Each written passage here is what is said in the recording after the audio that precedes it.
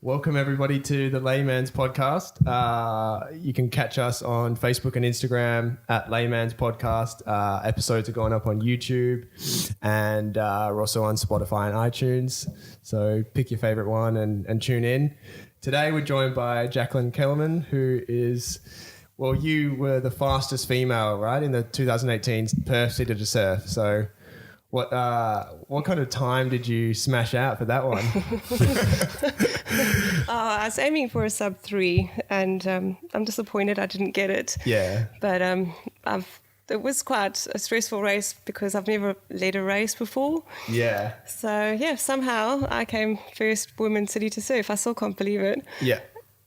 Was it a surprise that you were leading the race for such a large portion of the race? Like, did you intend to do that, or did you want to sort of sit behind some of the leading runners and then kind of, I don't know, like push on towards the end? And I think in the beginning I was running with all the fast guys, and I know quite a few of them, and I thought, hold on, hang on, you shouldn't be running with these guys. And they were chatting away, we were all catching up, and then I said, no, it's got to take a step back. I had a look at my watch and I just thought, no, I'm just going to run my own race. And I didn't realize I was in the front until the cyclist came up and I heard her saying, number nine, lead marathon runner. And I thought, oh crap.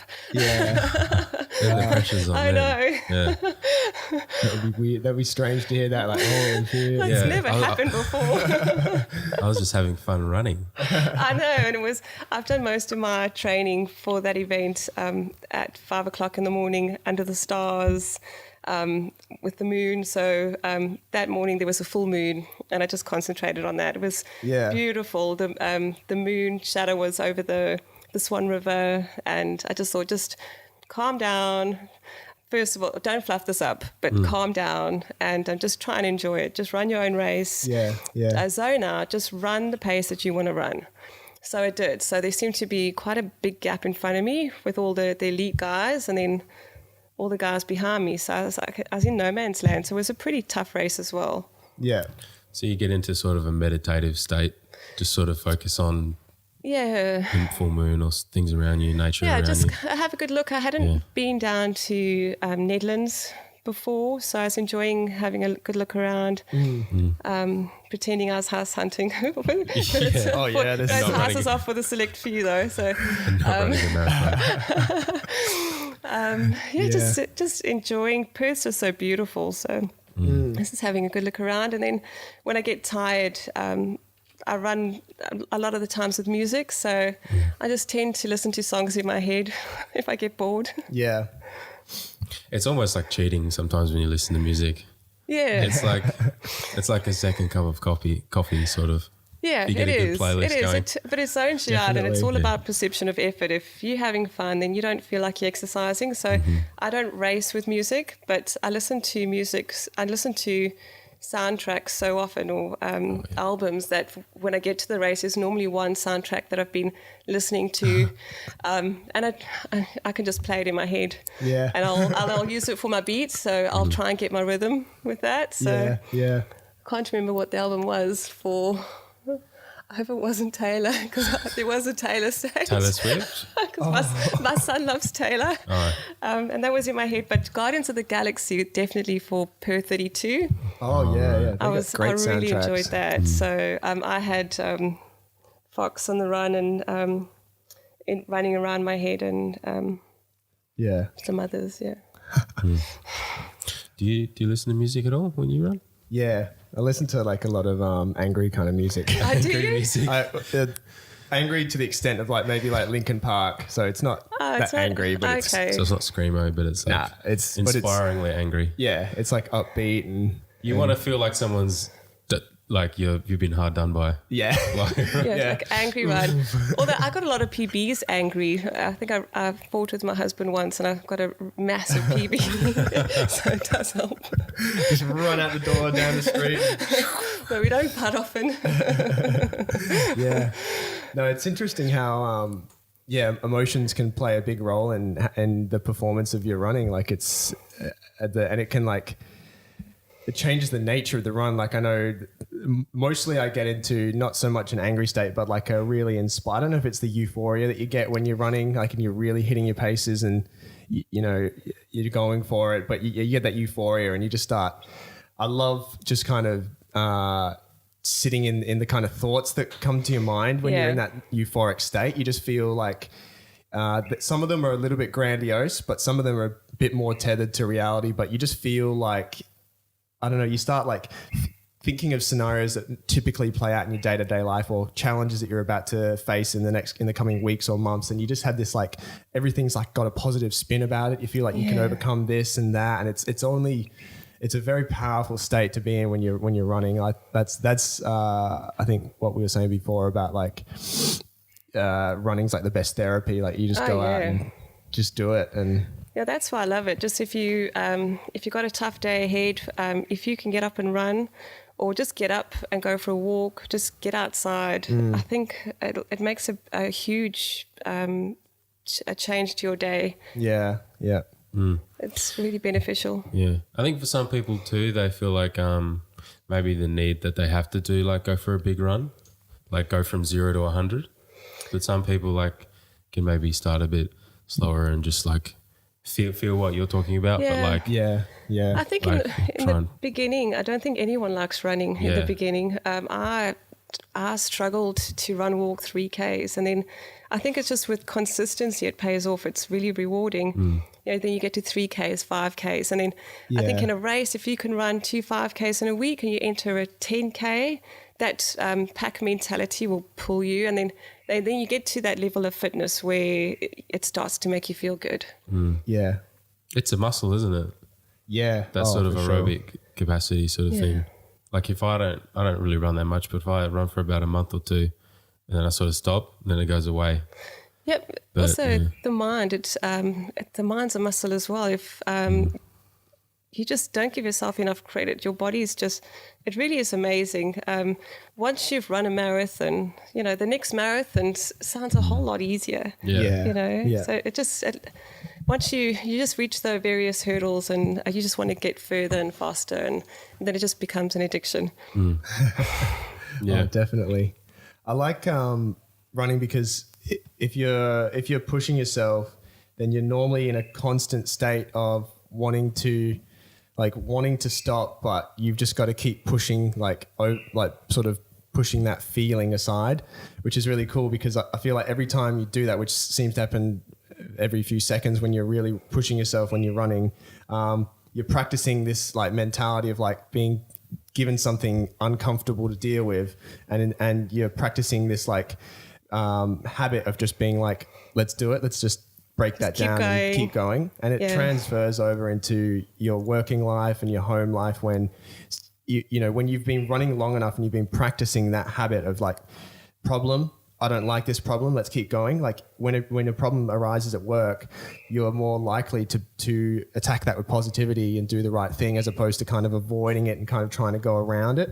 So that's another thing that I think running is good for. Like if people are looking for reasons to go out and start running, it's like if you're having trouble at work and you're kind of shying away from different tasks or things that seem scary or challenging, go out and like flex that muscle of like just going head first into things, you know. I think that's a great thing for sure. Like, yeah, there's, and I can see that with especially marathons, when you get to about the 30K mark, you do want to stop. Then you wonder, what am I doing here? I paid for this. And then once you finish the race and you look back, you're like, you know, I'm just so glad I kept on going. And you take that into any situation, you know, if you're depressed, because I had a bad April before the City to Surf, and I think just looking back at that, it just in your personal life, you just got to just keep going, you know, because just around the corner you'll get your groove back, you know, and you'll get your rhythm back. Yeah, you just look back on it. It was just a moment. Yeah, that's it. It's just something that happened. Yeah. Like you go on a 3-day hike. In the middle of it, you're like, well, we might die. And then afterwards you're like, let's do it again. See, but no, that's like Yeah. comrades. I've just entered for next year. It's 90 Ks, and you make friends on that run. You don't know them. You hear their life story. You finish. You are so close to that person because you think you feel like you're dying. Yeah. You're holding hands together. You're like a total strangers in tears. Yeah. We survived.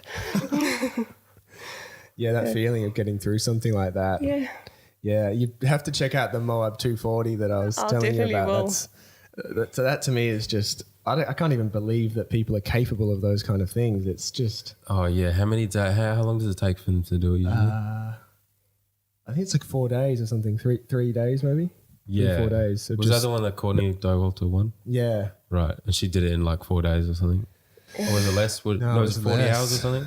It was something ridiculous. I want to say 52 seems to come to mind. 52 hours. Yeah, maybe it was 52 hours or 4. Yeah, I don't know. But she beat the second place person by like 10 hours. Do they sleep at all, or do they just keep going? She, If they want to. yeah, But okay, then you lose time. So it's yeah. Yeah. Apparently she slept twice. She slept one time for like 10 minutes. And then the other time she slept for a minute. She said to her trainer, wake me up in 1 minute. She was obviously so exhausted. It must have been towards the end of the race. She laid down instantly and went to sleep. He woke her up after a minute and she was like freaking out, like, how long have I been asleep? Like, what the hell? Like, and he was like, it's been a minute, let's go. And she was like, she just slipped into such a deep state of rest. She felt like she'd slept for hours. Like, Wow. and she felt like she could just go and finish the race. Like, And then just crush the rest of the race. yeah, just for a minute.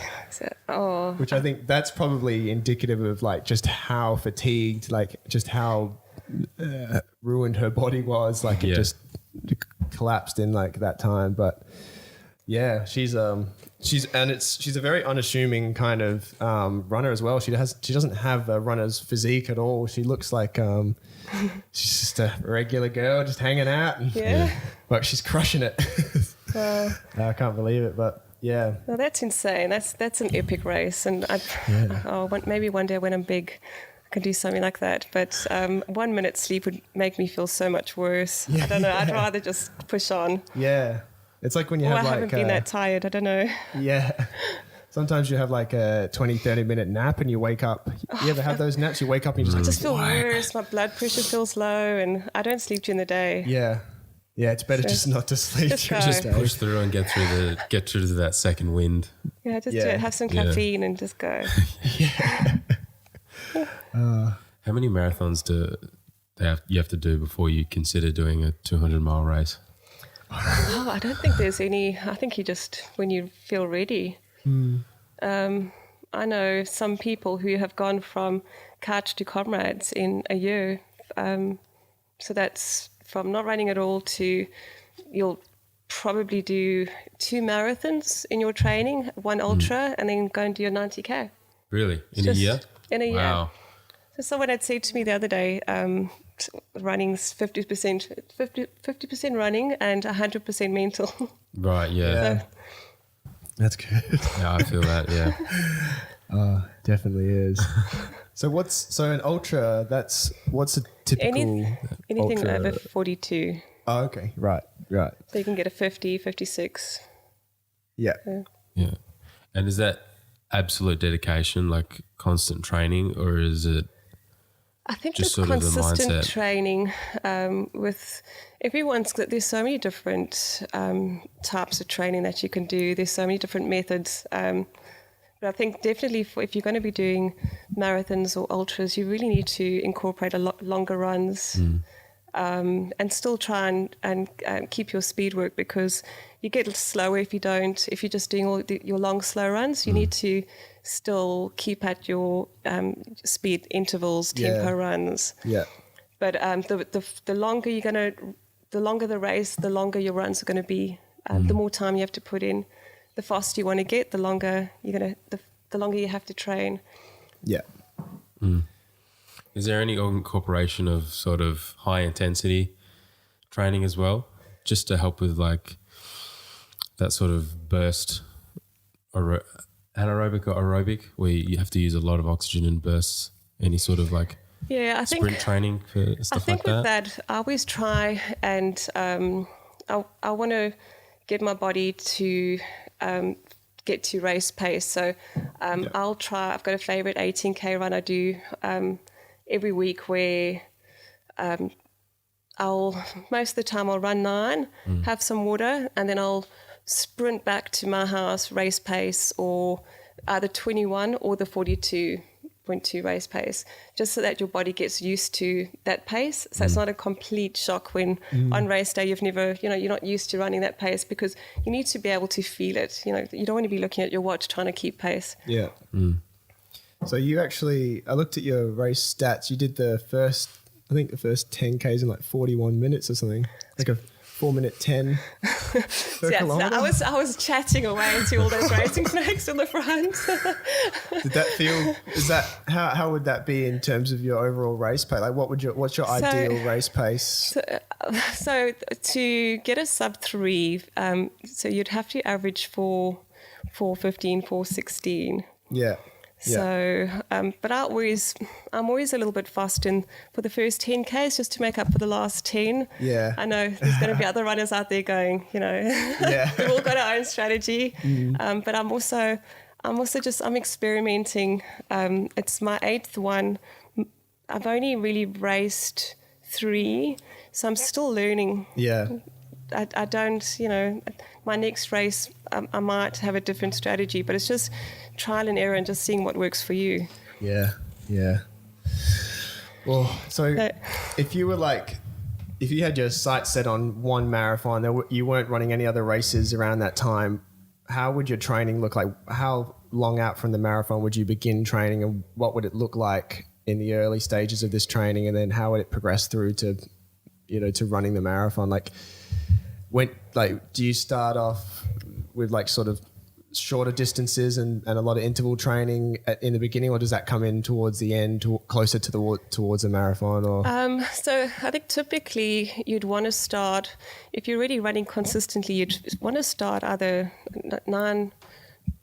12 to maybe even 16 weeks before, and you'd. So hopefully you can get a 10K race in to see where we're at 21, just to see how you're progressing. But there would be a gradual build. So I would include an interval session. So I've got 3 quality runs. So an interval session. So you're either doing, like I did yesterday, 20, 200 meters, 8, 1Ks. I'd progress, so 200, 600, 800. So you just want to build your fitness.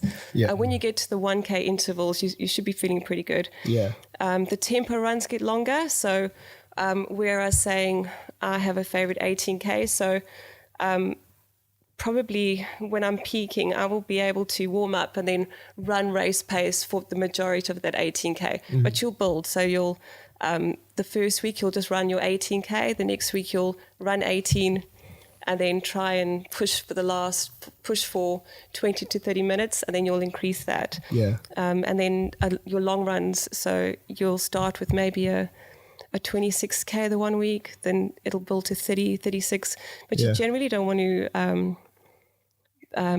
build too quickly. So probably 10 to 15%. I like to just build on my weeks until you get to peak week, which is probably about 4 weeks before race day, and then you start tapering.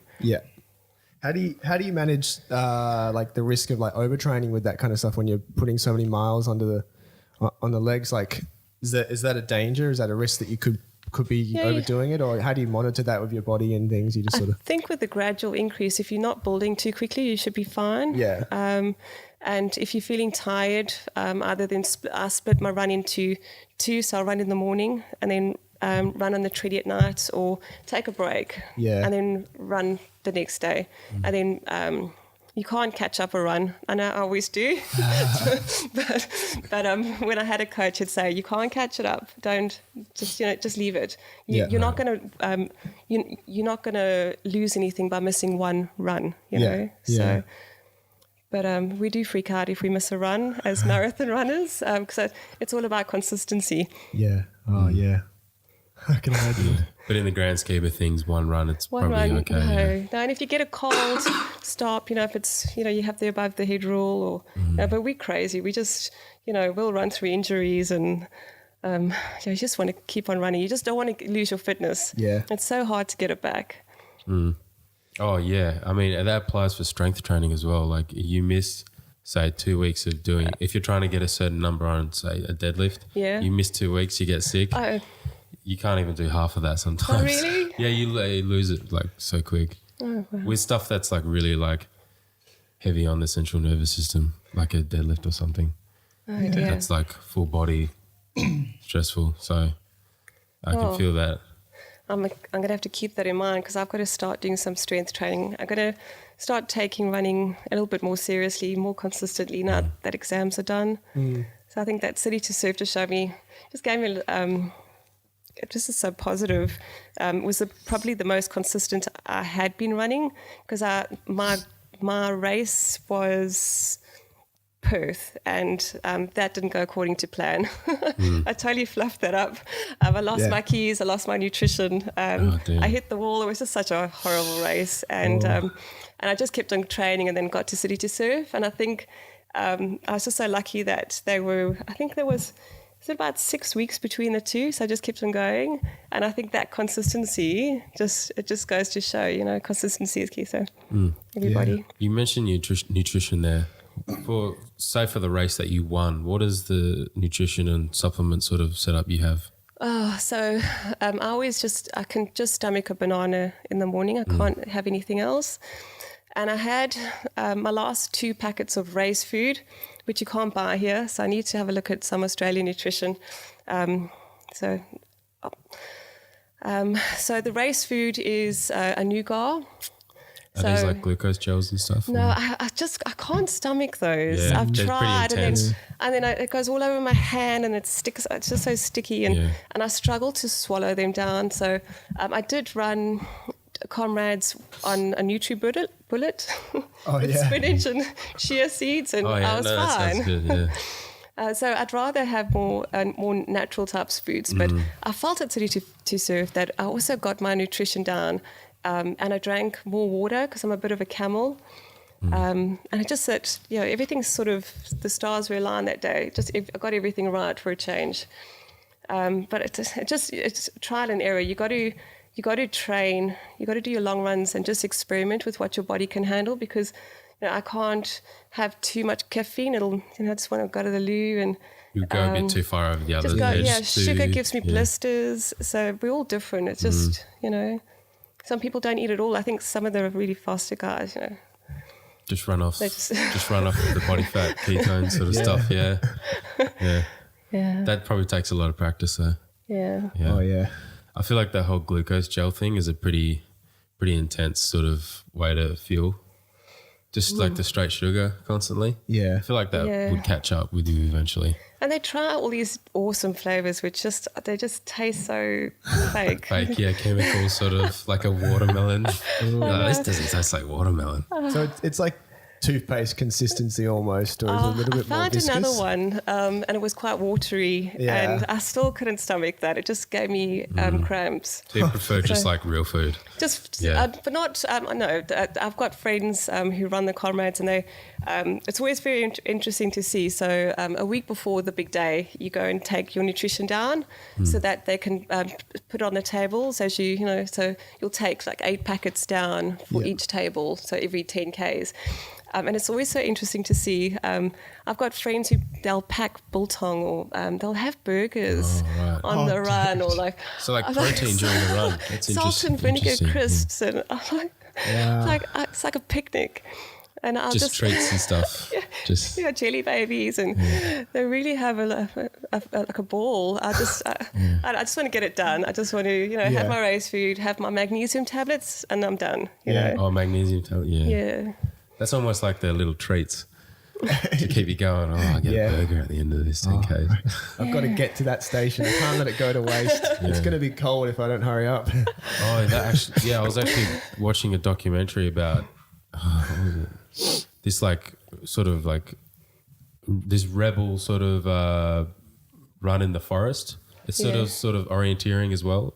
Oh yeah, it's on Netflix. I forget what the name of it is, but like they burn so many calories. They just have like just the worst food. Like they have like a giant thing of lasagna or like pizza and stuff. jeez. Just like piles and piles of carbs and like cheese and stuff. Yeah. I know, but even in training, you're burning so much that I'm always eating at work. I'm just always snacking. I'm trying to eat nuts and I'm just constantly eating. Yeah. I hate that feeling. I don't get that anymore. I sort of try to get rid of that sort of thing. But Yeah. Do you, does carbohydrate loading play a role in anymore? Is that like a dated sort of thing now? I'm really bad with nutrition. I've actually got a friend's daughter's studying nutrition, and I think I'm going to have a chat to her because I just eat normally, and I'll have my banana, and sometimes I'll have a beer after a race. I'm just, it's more, it's fun for me. I'm not an elite athlete, so. But I thought if I want to take it a little bit more seriously, maybe it'll help. So I think, I'll have a look. I think the science behind that is the glycogen storage. Yeah. Sort of the day before. But yeah, I'll have pasta, but I don't fixate over it. I just, I don't do anything I don't want to do anything differently. So just, as per normal, wake up, just, carry on with your day. Yeah. I think if you're going to knowing me, I'd probably have, if I have too much pasta, then it might affect my tummy the next day. Too heavy. I don't know, it's like, nothing new on race day either, so. Yeah. What did you do in the hours after the race? Like, what's that like? So normally with an 8-year-old, you don't get chance to sit down, and he normally wants to play footy or cricket, but it was my first win, so we went and had lunch and I had champagne. Oh, Awesome. Yeah. That's a good reward. Yeah. I feel like the runner's high, like the post-running glow and the post-winning glow, and then the champagne. I had that for about 2 weeks, and then that was swiftly knocked down by exams, and then I survived exams, and then I was barely running 10Ks a week, and it just felt like it was all a dream. And my running friends, started running with them again, and they're saying, well done in City to Surf. I'm like, oh, gosh. Oh, yeah. I guess I can see why you would have a goal to win another marathon or run a further, an ultra marathon, because the winning experience would just feel like I guess kind of like a dream, I think it happened in another lifetime or something. I got to do it again to feel that again. It was a bit strange because I didn't think it was a winning time, and that wasn't my goal. My goal was sub 3, and I think if I'd gotten my sub 3, I would have been equally stoked. But I think just being in that situation, and I find it's quite stressful because there's cameras and you got the lead bike, and although it's a lot of fun, but there's so much pressure, you don't really want to fluff it up. And I just kept on saying, don't fluff this up. Well, actually, I was swearing in my head, but I was saying, just don't fluff this one up. You could really, you could get this. Yeah. And then I looked for my husband and my son, who are normally at the finish line, and they weren't there. And that's why I was finishing in the 21K shoot, and I saw that they weren't there, and I had to quickly make a line to the 42K. And I don't think, because I don't look like an elite runner, there were no ribbon. They didn't have the ribbon up, so I didn't run it through anything. Oh, really? And if I look at the photos, there's the 2 girls, and they're looking down the way, waiting for the elite runner coming through, and there's little old me. What do the elite runners look like? They're sponsored and stuff? You can spot them. There's a Rochelle that she's a really fast runner here. They're just all legs, and they just really athletic looking, a lot taller. I'm just I just feel like I'm always the first mom who makes it across the line, which is always a nice reward, and I win my category, but I never thought I'd won one. But I think next year is going to be a good year. I think with hopefully exams finished and I can get back into it again. And I think just also letting go. I think a year or so ago I had a coach, and I was just really wanted to get faster quicker, and I was really trying, and I've taken a step back, and I've just started enjoying it more, and I think that pays off. Yeah. So that helped you win, probably. Took the edge off. Yeah, maybe that. And I did a few trail runs, some ultra trails, and I figured, 42 road race. Oh, that's fun. I've just done a 50k trail the other day, and that was hard. Yeah. Which one was that? That was the Yabaroo. Yeah. Oh, okay. So that was my first ultra trail run, and I love it. I feel like I'm 12 years old. Yeah. And I met Margie, she represents Australia in the 100k, and I ran with her for a bit, and she's a machine, and it was just so nice to be able to chat to her, and the person that you look up to in running in Australia. Yeah. And she had so many words of wisdom, and she's such a great person. So yeah. How does the trail run compare to sort of a city to surf type? The trail. Is being surrounded by nature just like a different experience? I think it's just easier to zone out, and you can hear the birds, and I think the Ks melt away so much quicker. But you don't get the support that you get at the city to surf types of races, which are also cool, where you can high five little kids, and the crowd really cheers you on. You could high five the leaves of the trees as you go past. I do that when I go for a hike. Just see, I'm the same height as most kids. Yeah. We were going to do a trail run at some point, were we? Oh well, I really want to. Yeah. Oh, you should totally come out to Kalamunda. I've just met up with an awesome crowd, and they've given me my P plate.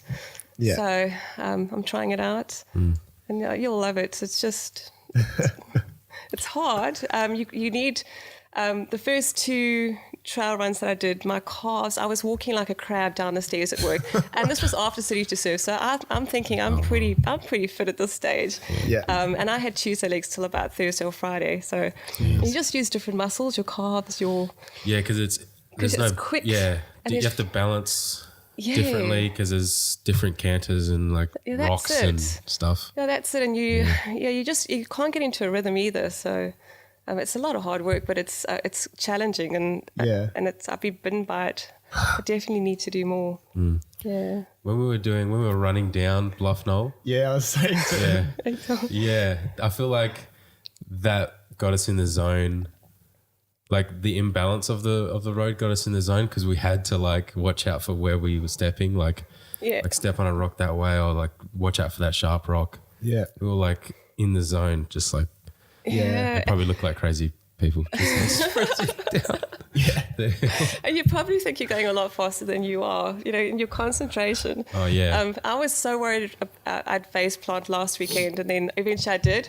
And then I got it out of the way, so I was quite relieved. But of all the plants, most of the plants in the bush are quite spiky here in Australia, but I fell into a really lush one. I was so lucky. That one was prickles and thorns. No, it was a really lush plant, and I thought, okay, that's out of the way. I've done it. It's like when you spill a drink, it's out of the way. Okay, it can't happen twice. Yeah. Can it? That's true. Yeah. Lightning doesn't strike twice. Is that the phrase? It doesn't strike the same place twice. I'm really bad at phrases. I always second guess myself. Where did I hear that? Okay. Yeah, we should do a trail run. Yeah, I'm keen. I should start running again before it. Here we go. So let's get you a goal now. So I'm rubbing my hands. If I can get one person to start running. Yeah. I need goals. I need goals. And that's it. But you know what? I was getting lazy, and then I entered Comrades, and I've entered the 6-inch, and now I'm back and getting consistent. So we need to find your race. Right. Yeah, I trail run a couple months or a few months down in the future. And then I'll have something to aim for.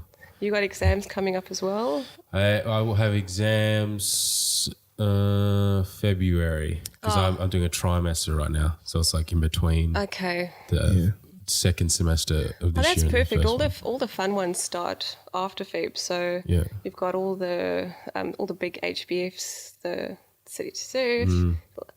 Could do the 8K. I'm getting excited. We can get your training plan going. I could get really manic and do all of them. So Yeah, when would be the next sort of, when do all the trail runs or when are they taking place? Oh, they're ongoing now. So I've actually missed one. It's called the Feral Pig. They've got all these crazy names. Pig. That one sounds good. That one dirty. sounds out there. Yeah, some of them sound nasty.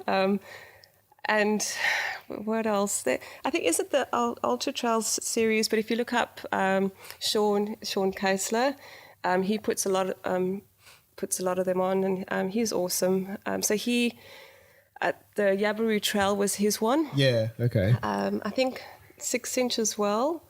So I think that's just ongoing. I think there's more trail runs now. That you'll get your WAMC trails, your Western the Athletic Marathon Club. So there'll normally be a run. There's a run somewhere, or the Masters Athletics. But the big races, and I've only been here 2 years, so I might be wrong, but I think the big races that I've taken part in are around about April till about City to Serve. I think Rotto's the last big marathon here. Yeah, that wasn't too long ago. I think that was just a few weeks ago, but I was too unfit for that. Yeah. So that You were unfit for that one? I know. I ran it last year, and it's just such a tough one. There's so many hills, and what I wanted to do was, it's good training, it's good hill training. So it's just going to enter it as a trail run, but it's so exposed and it's so hot, and it can be hot and windy, and it's gruesome. I assume most of these trail runs, the organisers set them up on established trails. They don't like set up trails themselves. And I think you've got to have your evacuation plans and fire, so they've got to be pretty, well-known trails. And I think most of them are. And it's the same, the Feral Peaks every year, they're all annual events. The one that I ran last week was the Bubbleman track in Kalamanda. Jorgensen Park. Yes, it's we met at Jorgensen Park. I go and hike that one all the time. Yes. Yeah. Like a real downhill, and then to get there's a downhill. Yeah, there was a downhill, and then it just seems to be up the whole way. I don't know. There was more up than down. I don't know. It's all a blur, because it was posted on the running group, and it said cruisy run, which I read up and down, and I thought I can do that, and then I didn't read very little flat. Yeah. There was the longest 14K. Yeah. That's beautiful out there, though. Yeah, it is. It's gorgeous. It's a special skill to run down rocks. They run like cats. They're just so light on their feet. And on the tip of you're right. Yeah, I'm like a 6-year-old girl, like trying to not fall. But once I got the face plant out of the way, I was fine. My confidence came up, which is a bit weweird. It's like confidence in reverse. Yeah. You can't face plant twice. Well, until you do, and then you can't face plant a third time. Yeah. I'll let you know. So, what are the best pages to follow on? Do you have like resources on Facebook and things like that to keep up with what races are happening and like trail groups and things? Or so what's Sean's one? I think it's the Ultra Series. I'm part of the Northern Suburbs running group. So I think there's various groups around Perth. So if you want to hook up with someone, it's always better when you're starting to run to meet up with people. And I'm a creature of habit, so I need to run at the same time every day. Else I get home and I'd rather have a glass of wine or something. So I need to get done first thing in the morning. Before my brain knows what's going on, I need to get up at 4:30. Just get out there at 5. But a lot of people prefer running at night, and I would suggest joining one of those groups and then running in a crowd. And it's a social event, and it makes it a lot more fun. 6Ks on your own versus 6Ks in a group. It's a huge difference. Is it the Kings Park one? Does it at night?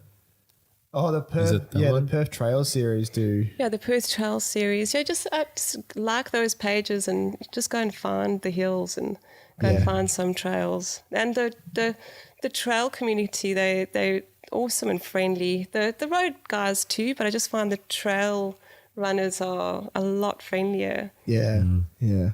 I feel like it's a job lost to time, but in an ideal world, that would be the job I would have, someone who creates trails. I feel like just like you'd feel like you're pioneering, and You're getting into some exercise while you're doing it. Yeah, I would get lost. I've gotten lost going around Lake Joondalup. Oh yeah, I know. I probably would in this reality, but in the ideal reality, I'd be good at orienteering, and I would do that. Yeah. Do you do much hiking, orienteering, or No. mostly you're running? It's just running. I don't have time for much else. that It's as well, just yeah. sometimes it's hard just to fit running in. Yeah. You know, especially the last the 3 weeks leading up to City to Surf when my hubby was traveling, so he was away more than he was at home, and Yeah. so I was a single mom, and my son doesn't always want to cycle with me while I run. I could hear that. That was so I loud. thought there was a storm coming. That was the weirdest thing. I just feel put off. Yeah, sorry. Go on anyway. These mics are pretty good though. Yeah. That was outrageous. Yeah. My whole body vibrated then. It was like, I know. I think mine might be next because I've just had a banana before the run. jeez. By the way, I'd managed to get William on a run before this. Yeah. So I dragged him for a 10K around, what is it, What, Yokine? Yokine Reserve. Yokine. Yeah. Near the Terry Tyzak Aquatic Centre. Was not my best performance, which is, yeah. Probably not your best sort of like lead up to it, I guess. Yeah. Yeah. No, I've been doing a lot of riding as well at the moment. I find, like I said to you, like when I get onto exams, I get so like tunnel vision, and I all the good things that I'm doing in my life sort of like fall away, and then I have to like restructure afterwards. But I have been actually getting out and doing some rides, which has been cool. But that's mostly less for the physical fitness and more just like it's like meditative and therapeutic just to go and ride. But I've been doing like 20Ks. So you know, like Canning Bridge sort of area, like along the river. No. Not yet. Well, it's sort of like a nice little route around, like between Canning Bridge and Mount Henry Bridge. It's like a loop, and it's sort of all along the river there. What's the distance? I think around the river it's like 6Ks, but to get to the bridge to start that little route, it's about 7Ks from my house. So I go 7Ks out and then do a little 6K loop, and then I go home again. So that's cool. It's nice. Yeah. It's annoying riding around on like suburban roads and stuff because you've always got to worry about traffic and pedestrians and things. But once you get onto that little loop, it's like a bike path around the river. Oh, okay. You can just sort of get your head down. I've got the handlebars that are upright, and I just sort of You got a little belt that you use? Yeah, you need a belt here because people they walk in a daze. Hey, so. Oh yeah. Oh. It's terrifying. I'm always worried about someone. Like I'll go around someone like they're on the left, and I'll overtake them on the right. And I'm always worried they're just going to like jump out or do something weird. I know. I had this cyclist. They really put foot around Lake Joondalup, and my son was cycling, and this guy, he probably should have been on the road the speed he was doing, and he was shouting at us. So my son now is going to look right. And so he looks right to see what the commotion is. And of course, he's 8, so his bike's going to go right. If he just like not said anything, he would have made it. So they almost collided, and then he started swearing at him. Almost ran him down, but... Oh, he's one of these turbo bike riders. Oh, no. With a lycra. His lycra's too tight. He's too angry. Yeah, he's not getting blood flow to his brain. He's not thinking clearly. I always get so stressed in the car trying to keep away from the cyclist because it's got to be a meter, but I always freak out because I always do something wrong. So I just try and get away from them as quickly as I can. I do that as well. I give them so much space, even though it's probably fine to sort of drive normally, but just in case. Because you never know. As you said, someone could like do something. Just jump out, Yeah. It's terrifying. With dogs on a leash, and I'll find that they try and follow me as well. So if I'm doing a tempo run and I'm, what did I call it? The Pied Piper pace. Because I just seem to get these dogs following me. And then I'm going to stop and like, please put a leash on it. Thank you. I once had a fox follow me and I crapped myself very early in the morning. And I did go to someone's house and knock on their door, and I freaked out. And I've seen the same one, so I'm not going to tell you where because I'm a fan of foxes, so I don't want to put it in danger. Fox around here? No. Oh yeah, I was going to say, I don't think we have foxes, yeah. Where was this? Closer to where I am. Right, yeah. Yeah. Well. But it was trotting, because the first time I thought, no, it's not a fox. And then I said to my husband, I'm sure it was trotting. Yeah. No, you don't get foxes here. All right.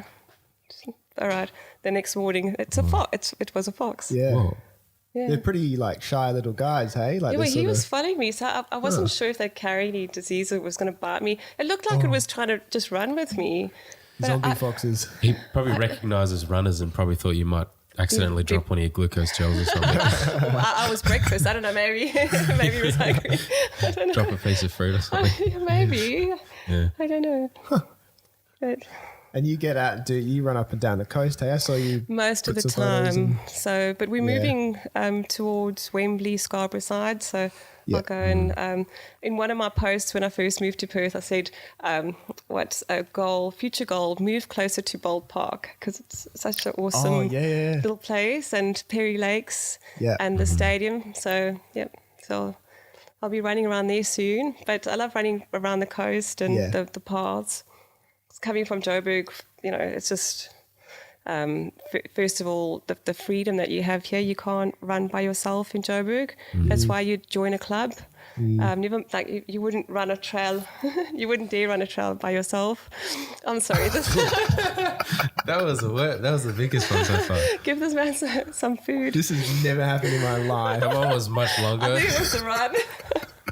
This is outrageous. I didn't actually eat this morning. I sort of just got up and Just wing it. I was like, oh, see how we go. That might have been That's an example of how your body communicates with you. Yeah. See. It's screaming out right now. I don't even feel hungry. It's bizarre, but Yeah, no, I get that sometimes. Your stomach rumbles and it's like, I think it's just like the precursor. It's like, hey, we're going to be hungry soon. It's like warning you, like that sort of growling. You got sort of about thing. 10, 15 minutes before you get hangry, and then Yeah, like that hungry feeling you get in your stomach. It's like not even necessarily like that you need to eat. It's just that hormone ghrelin just like kicking in and like Ghrelin. making you feel a bit weird and sick. Yeah. Eat ghrelin. Yeah. that's a word. Yeah. Have you been to around Bold Park and like sort of it's more City Beach, but like Raybold Hill? Have you been around there? I think I must have. It's just like you sort of go up to Lookout and Park, and then it's just a complete maze of trails through this like. Is that not Bold Park? area. Is that not Bold Park? No. No, I think it might be. Is it Raybold? Oh. I think don't it's in know. that area. Yeah. I think, it does ring a bell. When we were staying with a friend in Scarborough and I was running there, we'd just moved to Perth, so I didn't really know where I was half the time. But but I'm getting to explore Perth by running, and that's the fun of it. There's so many parks and there's so much to see. I'm really bad with directions, and so it really helps to visualize where you are. And I ran around Yokan today and got to explore the suburbs around there, and which I normally wouldn't. That's half the fun. Yeah, I feel like on foot you memorize. You have a better spatial awareness or spatial memory than when you're driving. Because you kind of detach when you're driving. Yeah. Yeah, definitely. You rely on like Google Maps. Yeah, and if I'm the passenger, I'm probably burning my husband's ear off and I'm talking anyway, so I don't see where I'm going. Yeah. Like you have music, like at least I do, like music way up and relying on Google Maps. Yeah. You just kind of really atrophy that spatial awareness, I think, when you're driving.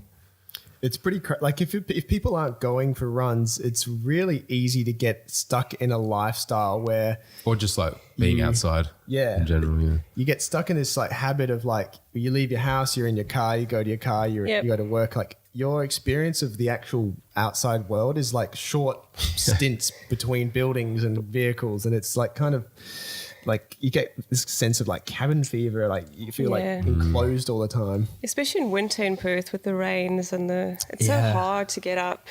I just remember some of those runs when my alarm goes off and you wake up and you can hear the wind. You're like, okay. And then the rain, like, oh, wind and rain. Oh, Yeah. all right. But it helps if you've got a race. So we're going to get you. We'll get you a race so that you start getting. We're going to do some goal setting. Some goal setting. We should pick out a trail run like sometime over the summer and just smash it out. Yeah. Do like because I struggle with like just kind of running just to be fit. Because So I'm like, well, like I'm fit around it, but like after like a K or two, I'm like, well, Why am I doing why this? am I doing it?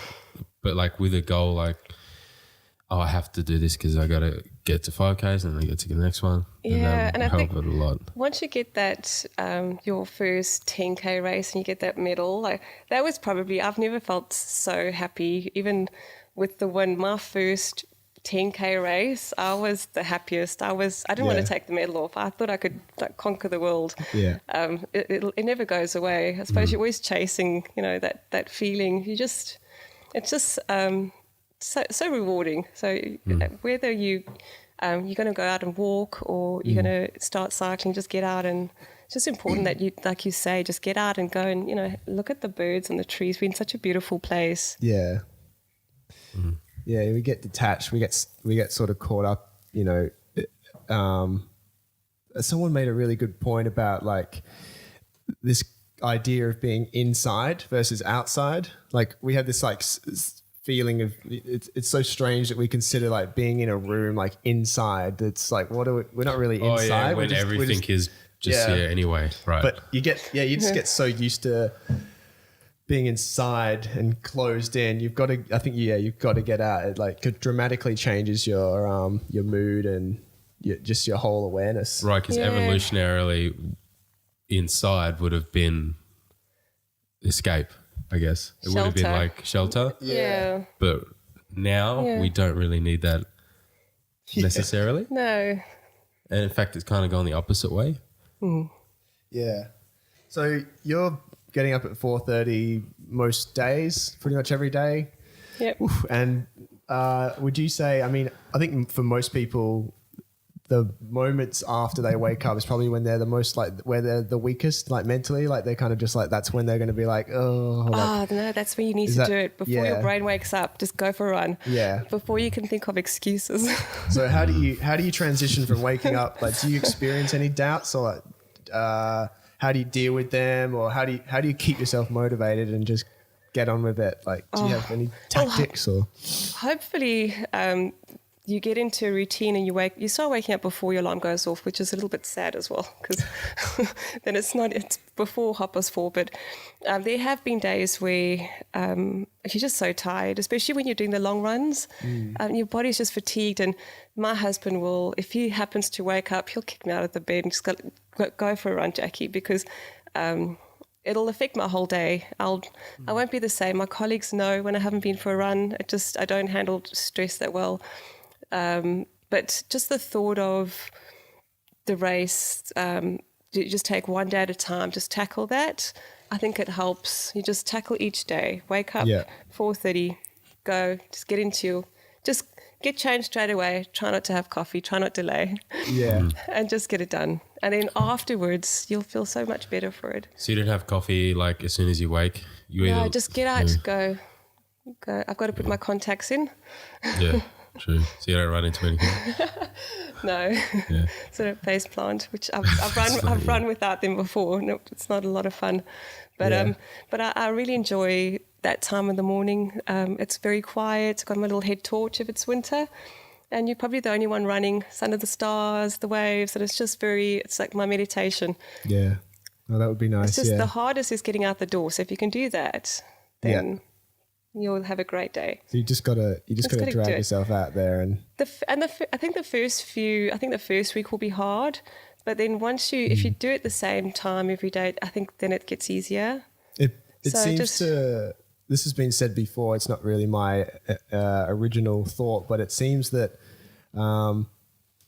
in the same sense, like you can avoid doing a workout or a run, and that builds momentum for you to kind of start getting used to kind of putting things off. But at the same time, if you consistently go for a run, I think that also builds momentum. Like it just becomes a habit and you start to rely on it. Right. So there's a negative momentum and a positive momentum. Yeah. And sometimes if you might not feel like running, but just give it a few minutes and it should change, and you'll get into a rhythm, and then you'll be happy that you did it. Because it's just, I think, missing a run, especially, so if I don't run in the morning, then I'll have to run at night, and I will stress the whole day at work that I haven't run. And if it's a quality session, then I'll start stressing about the speed I've got to run, and by the time I actually get to it, I'm just so over it. Or I just implode, and the guilt's not worth it. Do you have any snacks? I don't know. I don't even have any race food, I don't think. Let me have a look. I might go and get a banana or something. Go grab a banana. All right, I'll be back. Are you actually getting banana? Yeah. That's so distracting. This is the first banana break we've had. We've had bathroom breaks. I once, the last episode, I had to step out for about 15 minutes because I had like the dust in here or something really hit me quite hard.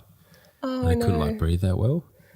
So I had to sort of step outside compose myself, I know. Yeah. Well, I was exploding from the inside, but watching it back, it didn't quite seem like that.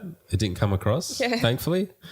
But I did have to sort of breathe away from the mic otherwise. I know. Yeah. Weird, maybe. And you'd think there wouldn't be a lot of dust after all the rain that we've had, hey? It's just, I think it's just this, it just kind of collects in certain spots. Yeah. Yeah. And also the outside, just sort of the spring stuff. So not a sneezing fit, just a... No, just the ear, itchy inner ear. In my head, inside my head was just itchy. Oh, no, I've never had Which that. is a horrible feeling because you can't itch Can't it. scratch it. No.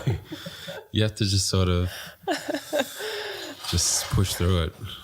You can't just go get a banana. No. No. Here we go. That's an apple. Here we have bananas. I know. This is the worst podcast fruit. Why? Oh, It's got a crunch. Should be There we go. good enough. That's a pretty piddly sort of apple. You can eat that whole thing in one bite, I think. Oh, yeah. I think you should do it. And then spit out the core, without using Yeah. his hands. No, eat the core. Because you can grow an apple tree in your stomach if you eat a whole I apple. heard that. Yeah, if you eat the seeds. I did. Yeah, I heard that. Hardcore. Yeah. How do you go with do you find getting up at 4:30? Like, what time are you sort of going to bed? So You got to be pretty strict with that if you're getting up. no, I think you're so tired. So I'll read to my son about 8:30. I'll finish reading, and I'll go and sit with hubby for a bit while he's watching some Netflix or the telly, and then I'm off at 9ish. Yeah. So pretty what's boring that? during the week. Oh, yeah, 7. That's not bad. Yeah. 7 to 7.5 hours. Sometimes you can push it to 10, but it's not worth it because the next day you're knackered. Yeah. So Yeah, sometimes it feels worse to get 5-6 hours sleep than it does to get 4 hours sleep for some reason. The adrenaline doesn't quite kick in the next morning with the 6 hours, but 4 hours. Your body compensates for it or I something. think running gives you energy, though. It's weird because you think you're too tired to run, but it actually does give you energy. Or, walking if you're going to walk. Yeah. Yeah, because I guess you would refuel with food, but it gives you the mental boost. Yeah, it just gets the blood flowing. And Yeah. Yeah. Although if you listen to it doesn't matter. I was going to bring up Donald Trump, but it doesn't matter. His theory on how the body works is you don't exercise because you expend your life force. Oh, yeah, if you something like your exercise. heart's got so many beats, and then, if you're running, you're going to live that much less, or your lifespan will be shorter. Yeah. But have you heard about his diet? Apparently it's just cheeseburgers and fast food and Coke all the time. It's just... That what makes him so yellow? I try not to pay attention. Yeah, it's terrible. Couldn't read it. Yeah. Oh, yeah, and 10 Diet Cokes a day or something. Just, ugh. Yeah.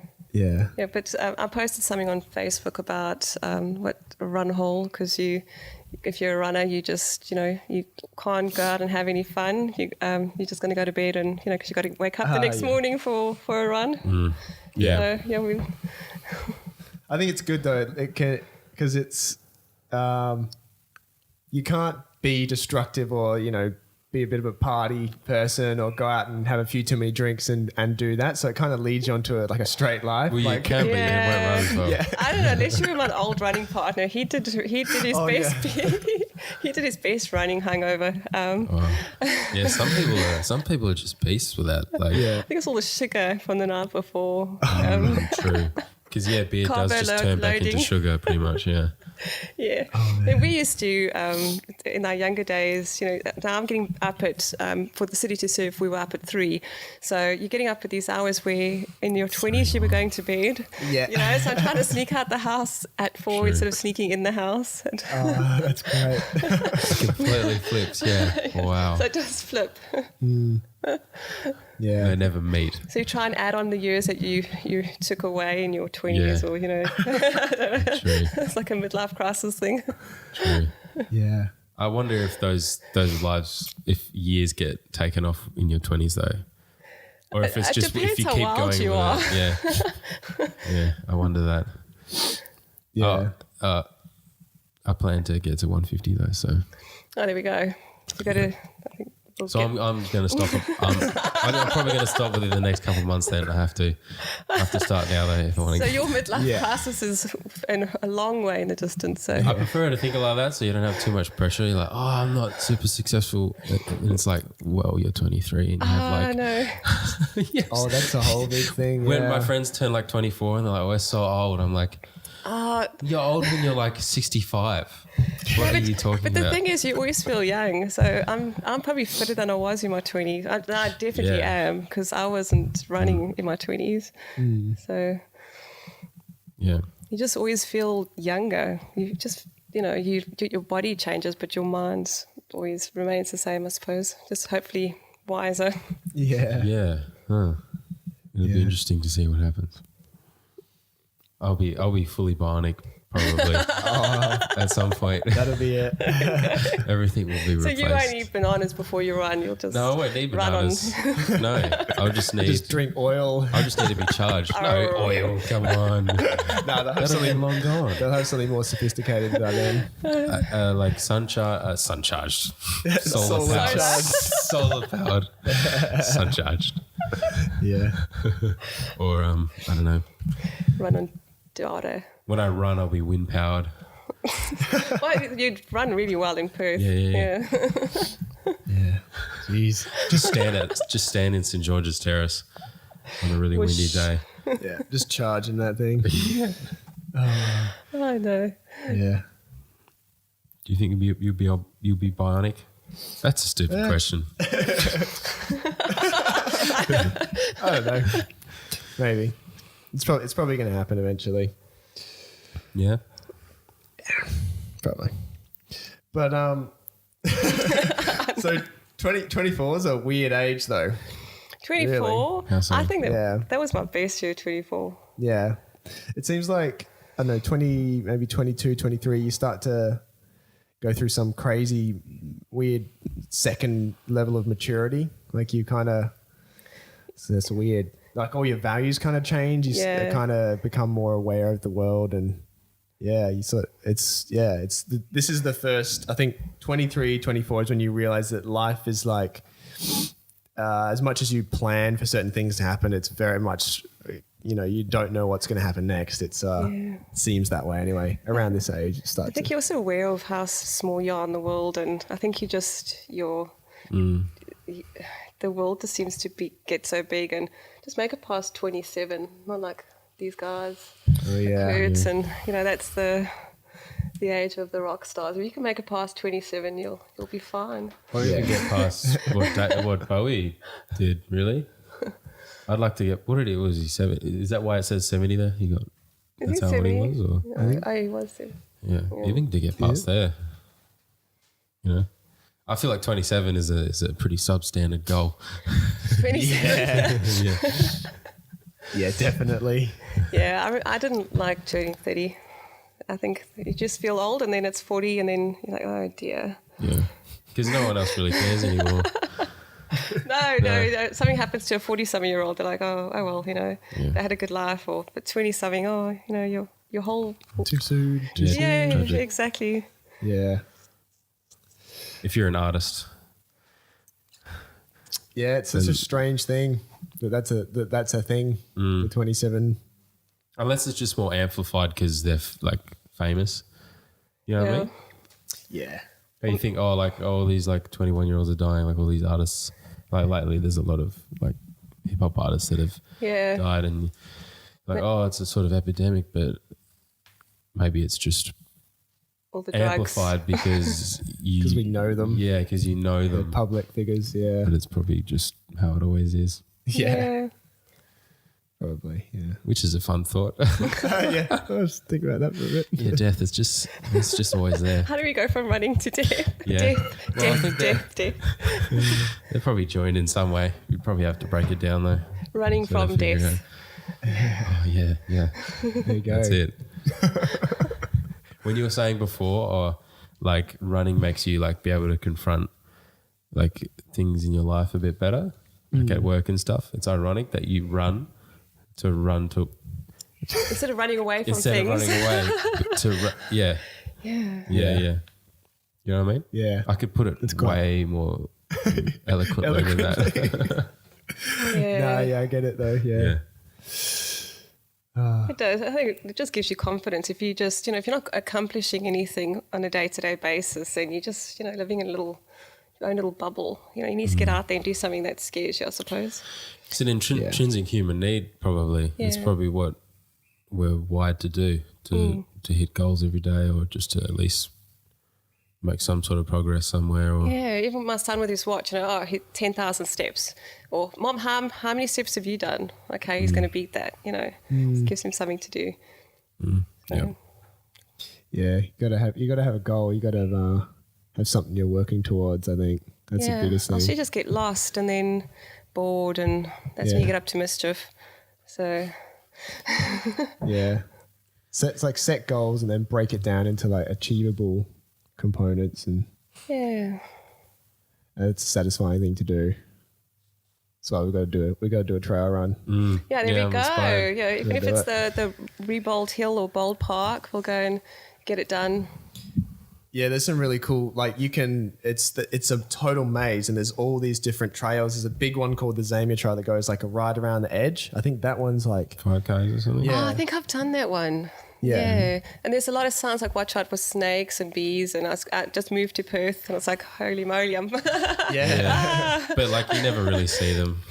Like I've never seen a snake. I've seen two in one day, Really? and then nothing. Yeah, at Lake Joondalup. Maybe I'm not seeing them because Because you're not maybe outside. that's a bad. No, maybe it's because like I do go past them, but I don't spot them.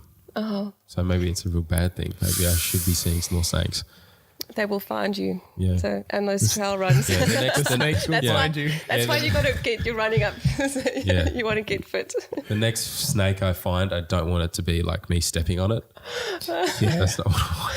No, they're pretty fast. I've only seen them at the zoo, curled up and sleeping. I've never seen one cross the path of course they slither, but it's so strange. Yeah. Like your brain sees it, but I don't know, there's like a delay in what you see, and then your brain, then you freak out. And you just notice how shiny they are, and I screamed like a little girl Pretty when I creepy saw looking. and magpies. Oh, the magpies are the worst. Have you been swooped? twice. Really? Yeah. Because I've lived here my whole life and I've never been swooped. See, no, I just, there's by the boat club about 4Ks into my run, and it was quite late last year. I think it was the time where they should be stopping. Yeah. But I was probably the last one, and there was at least 4 of these guys, and I could see them checking me out, and they looked like they were trouble. And I thought, I'm going to get swooped here. And they were all sort of like, no, I'm going to get her. No, this one's mine. This one's mine. I could see them all like conniving. And then I thought, I made it round the corner, and I thought, okay, I've made it out of the woods. And then I just heard that, the wings. And then I was like, oh no. and I wasn't wearing a cap or glasses or Or anything. an ice cream bucket. So I just waved my arms like a helicopter and I just like screamed. And I think it's always, the cyclists always have a good laugh. I can't believe I've never experienced one. Oh, It's pretty freaky when it it's happens. so scary. I think it's the guy, like they're basically saying, I'm here, look up. Because then they want to poke your eyes out or something. Ooh, creepy little buggers. They must pick up some sort of like frequency from me and not like it. I don't know. I just think you don't get up. You're not out much. Oh yeah. No, but they apparently they're very smart, and I think they've gotten to know me now. Let's hope. I'll let you know if I get swooped again. But apparently they recognise you. All right. I don't know. Right, because they're quite smart. Yeah, they've got quite a good memory. Yeah. They hold grudges apparently. Yeah, no, I don't know what they had against me. I've never chased one in my life. So Apparently you can feed them and Someone- they remember and they're like, oh, that person's. but someone said That's carry cool. mints, They're like on a run, carry mints. Like Oh yeah. Keep your breath fresh. no while you're mints, running. like mints, like hamburger mints. Oh, mints. Oh. Okay. Mints. Mints. Yeah. Yeah, nana. All right. That's even weirder though. Is that something you picked up on the Aussie saying? I'm loving all the beer and love, and oh no, I love it. My colleagues at work make me laugh so much. So I always have like an Australian or like a phrase or Yeah. a word every month, and the yeah nana is just my favourite. Yeah nana, yeah nana. That's great. Isn't I it? never realized how much I just use that casually without actually realizing it. Yeah.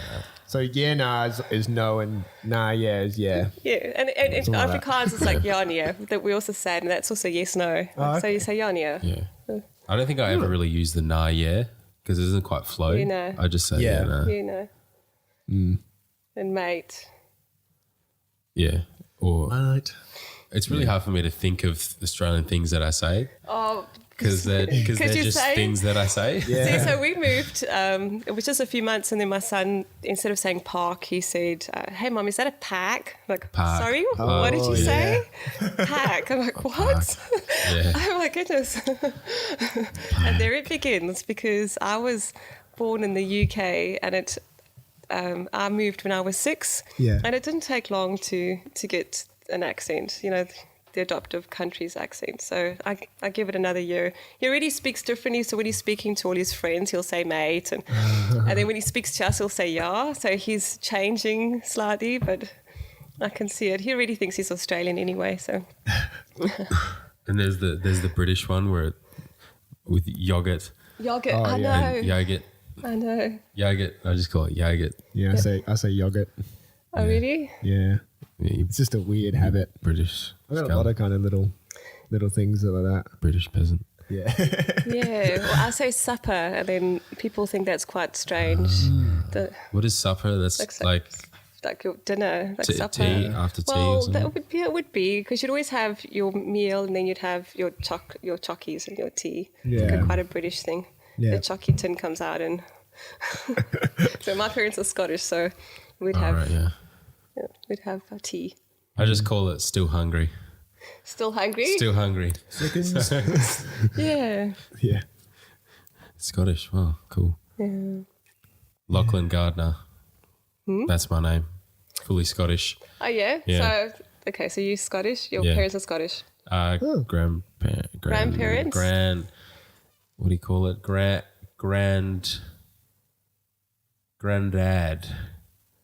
Yeah, granddad. That's a big word for a Sunday. Granddad. I was like, because there's grandfather, Grandpa, pops, granddad, Opa. grandpa. Grand- Popo. Yeah. There's, Yeah, one of them. grandparents like to be called by so much random I stuff. know. Yeah, When it's Peepa. mine's Pops. My dad likes to be called Pops. I think he's forever young, so he doesn't want to be a granddad. So he's Pop Nan and Pops. Yeah. That's the new names they've chosen for themselves. Yeah. Yeah. What's a really weird one? Just like Peepa or like Papa.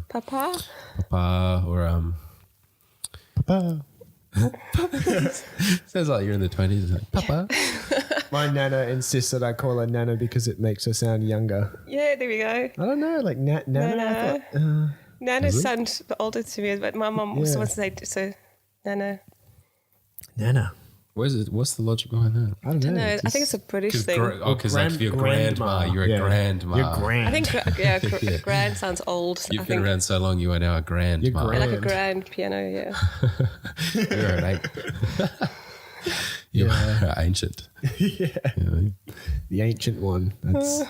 That's when you're old, when you're a grandma, not when you turn 24. Yeah. You know what I mean? guys are still so young. I don't know.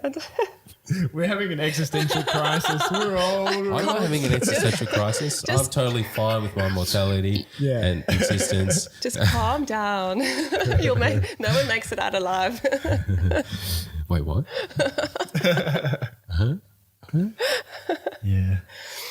Oh, no. Oh, wow. How long have we been going for? We've broken the hour. Yeah, an hour and 22. Wow. Do you have like things you want to mention or anything like that? Or are you any Facebook pages that people that are viewing that want to start running might be, worth going and giving them a follow? Or I just if you are running and you want to improve and you need some type of structure, I would recommend getting a coach. There's quite a few here in Perth. Going to WAMC, or I can give a shout out to my old coach, Runetics, or Tony Smith from the northern suburbs. They're really good. Go join a club. You'll find someone there. The pages, if you want to do trail, you've got the Ultra Series, the Perth Ultra Series, and hopefully that's Sean Kaiser's one.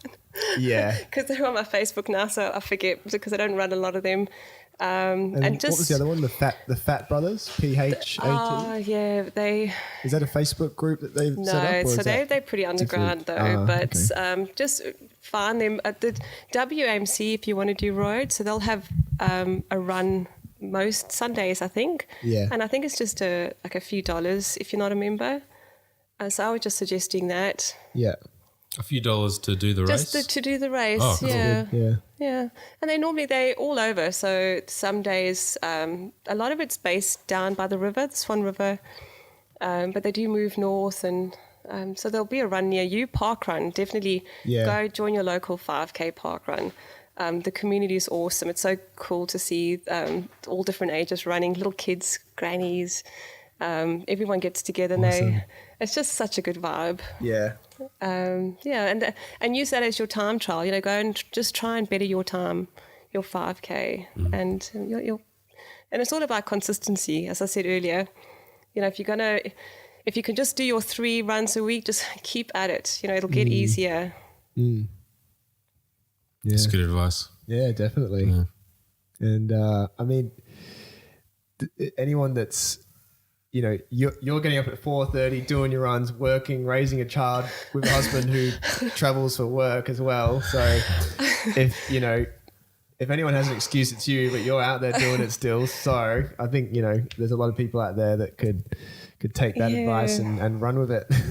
Yeah, I look back at those last few months and I thought, when you said, to come on to the podcast, I thought, but I'm not a real runner. I'm not an elite runner. So, but I suppose looking at that, then, I'm pretty chuffed that it all worked out. Yeah. Yeah, we don't know anyone else that has won a race of any sort. I think it's really good what you represent in a way that it's, we could talk to like an elite runner and we'll get like their like perspective on their running and stuff, but they'll be in sort of a different world, whereas you're sort of achieving an awful lot with your running, but you're still doing a lot of things that everyone else is doing. You're working, you're raising a family. So it's like people, it's more realistic. People can actually look at that and go like, oh, well, maybe I could do some running and I could go and get out there or whatever it is they want to do, go hit the gym or do some martial arts or just go take that get that half an hour to an hour, do something for yourself. And it'll benefit you. You'll be a lot calmer, especially we're also busy, we're just so stressed, and I feel a lot calmer. I could deal with my son's tantrums when he was younger a lot better, being fit and especially after a long run, and it makes me happy that he's at the finish line and he's seeing me achieving these things, and he's that'd be huge for him. I think as well, like when people go out and do these things, it just the way that you deal with other people, you're kinder, your interactions are better, and then they're going to feel good, and it sort of spreads. And if people are going out and taking care of themselves, like, taking that time out of work and the stressful things that they have to do in life, and actually doing good things for their mind and body, like it's going to spread. It sounds kind of hippie, but it's going to spread out to everyone else. Like people are going to be dealing with each other better, and it's just going to make society a better place to be in. I think so. Yeah, I think so. And it's not a competition. We don't want to say, well, I can do this and I've just, finished exams and, go and, if I can do it, you can. It's just about just try and just take a little bit of peace. If you want to learn a new language, or just go and do something for yourself. Yeah. And just go de-stress. Perth can be a stressful place. There's so many people working FIFO and single moms, and life's stressful now. Just go and get that half an hour. If you're going to walk your dog, just get out there. Yeah, for sure. Well, thank you so much for coming in. Thanks. And thank you for the run this morning. It was good. It was a bit of a kick in the ass that I needed, I think, to you did start off a little bit so fast. Yeah, I did. I was like, we gotta take it down a notch. Yeah. No, it was good. Thanks for having me, and thanks for joining me for a run. And we'll get you on a race. I'll meet you at Bold Park. Yeah, I'll get after it. I'll be getting after it. You can do it. Yeah. I have a goal, and I also have said on camera. Okay, it's done, and then we'll touch base in a year. We'll see. How was your race? Yeah. That'd be awesome. I'm looking forward to it. All right. Thank you so much. Thank you. Thanks. Cheers.